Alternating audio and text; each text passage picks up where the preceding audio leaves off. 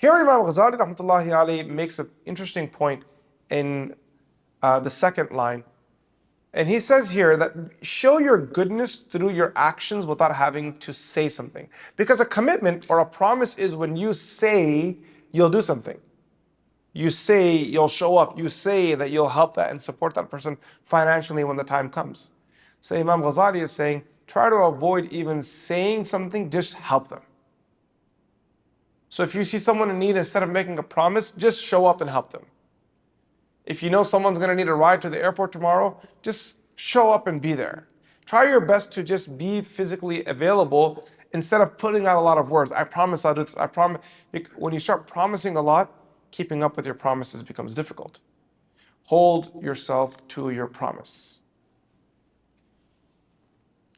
Rather, let your goodness towards people be in the realm of action without the need for words.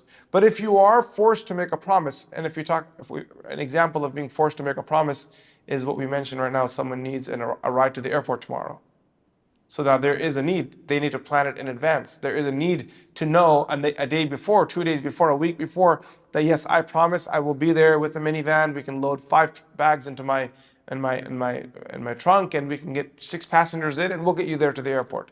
So if there is a need, if you are forced to make a promise, then be careful not to break it, unless you are incapable of fulfilling it or you have to do so out of absolute necessity.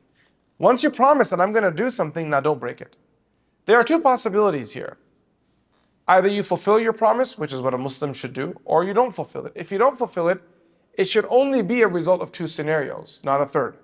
The first one is you were trying to fulfill the promise, and unfortunately something came up, you were unable to follow through. So we continue that example of the ride to the airport. You were headed over to pick them up, you got a flat tire. Something came up. You were walking out the door, one of your family members started throwing up. You were driving there, got caught in traffic. This was outside of your control.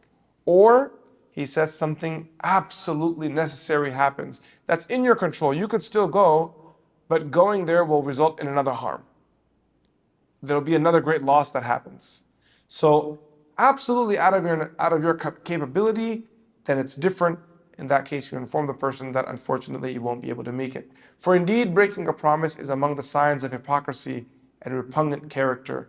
Rasulullah sallallahu alayhi wasallam said, ثَلَاثٌ مَنْ كُنَّ فِيهِ, whoever has 3 qualities in him is a hypocrite.